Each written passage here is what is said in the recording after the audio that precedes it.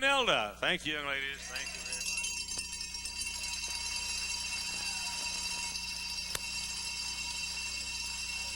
There they come. All right. Thank you again, Brother Hyles, and howdy, folks. Hadn't this been a good day? All of it's been good. Boy, I tell you, right after lunch, I snuck me a little 10-minute nap. Sure enjoyed it. Boy, last night Nelda gave me one of those Tavis D's. You ever take a Tavis D? And you can't really think good after you have one of those. And I said, a while ago, I said, honey, could you tell this morning up there I wasn't right? She said, why, John, I've noticed that for years. She knows how to hurt a feller. Boy, the other morning she's cooking breakfast, smells so good. I got up and went in there, and she said, oh, John, you remind me of springtime. I said, how's that? She said, the South has risen. Yeah. But you know, I'll tell y'all something, folks, that really did happen. I'll tell you something else that a lot of the preachers don't even know, or they might not even have me. See, before I met Nelda, I was up to go to the pen for 25 years. That judge said, son, if you had a wife, if you was a family man, I might get you off. So I met Nelda, and she had a car, and I had a trailer. We got hitched. Yeah, and anyhow, we on our silver wedding anniversary. Now, you can't believe this. On our silver wedding anniversary, we were in Silverton, Colorado. Isn't that something? And we was eating lunch. She won't know why I was crying. I said, honey, if I'd have gone to the pen, I'd have been a free man today. No. Now, folks, that didn't really happen. That didn't really happen, folks. But I want to sing this song. The Lord's given me a lot of songs, but then there's a lot of them I've written. But the Lord gave me this thought. You ready to sing it? Okay. Moses kept sheep at the back of the desert land. Little did he know for him the Lord had planned to lead his people from a place of woe where the milk and honey flowed. So Moses kept working at the back of the desert land. One day the Lord told Moses of his task. Who shall I tell them sent me? Moses asked. Well, I am the God of Jacob, Isaac, and Abraham. When they ask of you who sent thee, say I am. I am the water and bread of life. I am your strength in time of strife. I am whatever you need me to be. I am. I am a friend in a foreign land. I am the rod there in your hand. I am whatever you need me to be. I am. If only we today could ever learn. For his own people, God is still concerned. From a life of woe, he'd love to lead and be everything that we need and say to us, I am that I am. I am your father, I'll be your mother, I'll be your sister or be your brother. I am whatever you need me to be. I am. I'll be your doctor or be your lawyer, heal your wounds or stand up for you. I am whatever you need me to be. I am. I am whatever you need me to be. I am. And I'm glad I know him. See, folks, I'm saved and I know it. If I wasn't saved and if I didn't know it, you'd never see me smile. We ask a lot of folks, and we just want to know if you've been saved. And they say, well, I hope so. They're smiling. And they said, well, I kind of think so. I think, boy, if I didn't know I was saved, you'd never see me smile. And so anyhow, I got this song about maybe so salvation. It goes like this. Here it is. Okay. Well, that's too low. Well, we meet a lot of people and we ask them where they're going. And you'd be surprised to know how many's not knowing. Eternity is long and hell is too hot to walk around wondering if you got it or not. You can have it, I don't want it, this may be so salvation. Well, I hope so, maybe so, I'm working on it, trying to be. And I think I am striving toward it, guess I'll have to wait and see. And I hope to be someday if I endure. But you see, right now, I'm not for sure.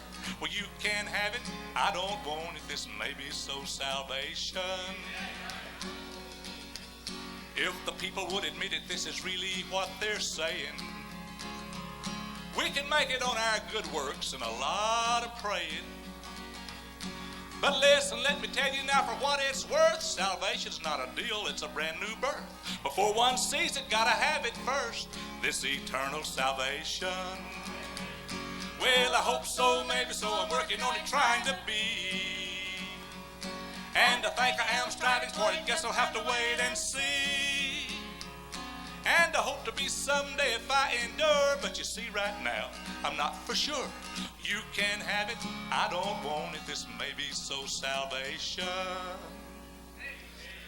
And you know, folks, I've often said the worst thing, it's one thing worse than being too loud, and that's too long. Man, our preacher one time got carried away. Preached too long. I got this little song, I wrote this one. And it's a tune to something. It goes like this. Where the long lines are forming, people are swarming. First cafeteria ago, now the rush is on. Our preacher started preaching at 11:02. But it was 12:25 when he got through. The message that he brought to us, it was long and sweet. But he found when he had finished up, we'd all gone out to eat. Where the long lines are forming, people are swarming. First cafeteria ago, now the rush is on. He turned to his wife, his notes in his hand. Said, honey, you're looking at a lonely, lonely man. I'd trade all these here sermons that I've heard and stole if I'd have quit my preaching about 25 minutes ago. Oh, now, folks, that really happened. You know, I heard two preachers talking. I got this song. But this is a tune to song. It goes like this. I'm going to mess up here. I better put it back. See, I get all messed up with them travesties. But it goes like this. Well, I took a little church about a year ago. A preacher friend cried and he told me no. Said there's a woman down there that tries to run that mess. She will eat you up if you cross her path. She's a four-eyed, two-horn, flying turbo preacher eater.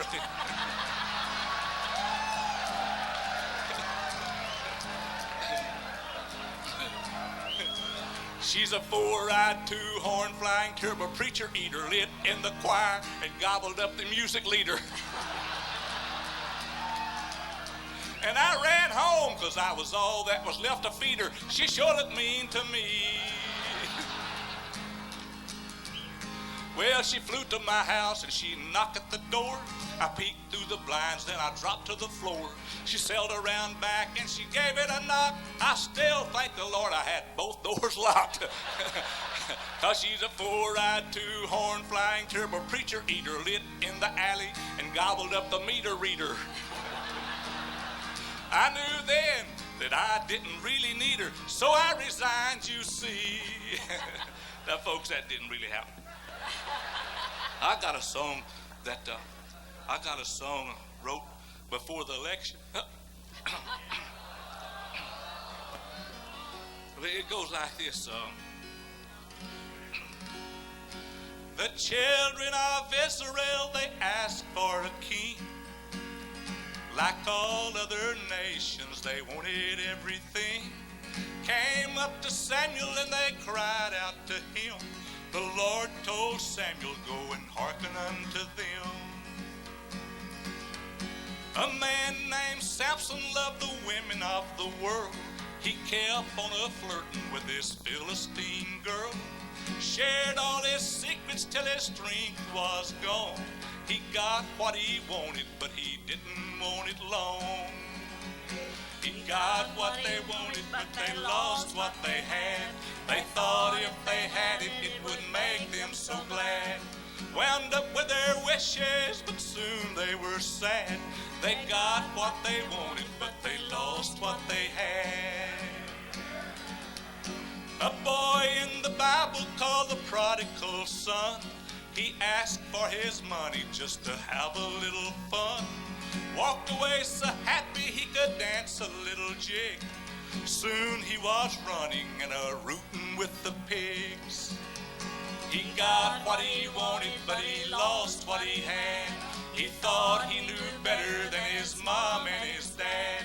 Now the only time he eats is when the hogs get fed. He got what he wanted, but he lost what he had. Now let this be a lesson when we kneel to plead. Make sure what we're wanting is something we need. Not for something selfish, just to heap it on our lust. The Lord might go and give Clinton unto us. We got what we wanted, but we lost what we had. We thought if we had it, it would make us so glad. Wound up with our wishes, too soon we'll be sad. We got what we wanted, but we lost what we had. I think I got room for one more. We was a youth camp, and the preacher at the youth camp was talking about the little boy in the hog pen. He said, folks, that boy could have been up in the father's house eating beefsteak. And said, there he was down there eating with the pigs. And some of you young folks might be in the same condition right now. Said, if you are, said, come on and get up. Get out of that hog pen. So I got this song. Come on, get up and get out of that hog pen. You know it's not the place to be. When there's a robe and a ring and a mansion and a father who's waiting for ye. Why don't you quit eating that garbage and leave that mess behind? Don't you get tired sleeping in the mud and wallowing with them swine?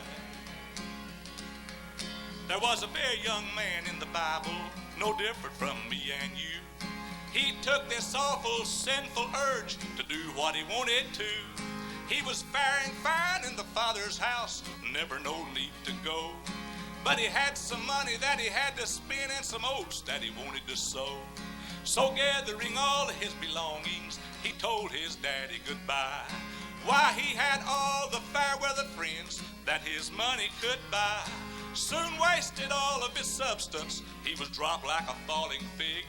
Then his very best meal was corn on the cob and his closest friend was a pig. Come on, get up, get out of that hog pen. You know it's not the place to be. When there's a robe and a ring and a mansion and a father who's waiting for ye. Why don't you quit eating that garbage and leave that mess behind? Don't you get tired sleeping in the mud and wallowing with them swine? Now no doubt there's somebody listening who knows what I'm speaking of. You once were a feasting with the Lord, walking in his will and love. Why don't you get up and get started back home like the prodigal son? It's so much better eating high on the hog than having to eat with one. Come on, get up, get out of that hog pen. You know it's not the place to be. When there's a robe and a ring and a mansion and a father who's waiting for ye. Why don't you quit eating that garbage and leave that mess behind? Don't you get tired sleeping in the mud and wallowing with them swine? Thank you. Lord bless you, Brother Hyles.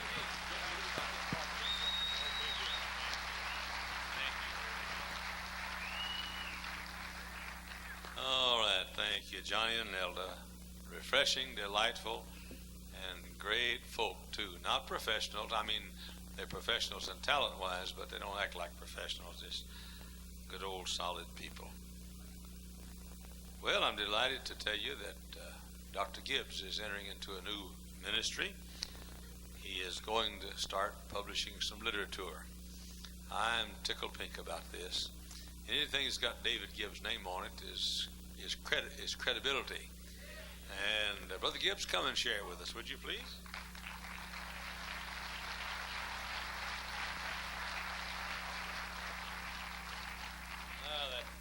I got to turn myself on here. That's great. I'm excited about this. Brother Gibbs, of course, he's the guy we all thank God he's there, brother. He's like the spare tire on the back of the car. He's like the 911 number on the telephone. And brother, if you haven't needed him, you will. In fact, one of our men is being tried, going to court, as far as we know, Monday, isn't it? Yes. And Brother Gibbs is here not only for the conference, but he's here trying to help our guy that's been falsely accused, a bus worker, and an ex-convict has accused him of molesting his child in a Sunday school department of all places. Who's going to molest a child? I mean, while the department's going on, all the people are there. And one of the best men we have. Anyway, Brother Gibbs, what's this thing about publishing? Dr. Hyles, I love to read. I love to read. All my life, I've enjoyed books, and as an adult,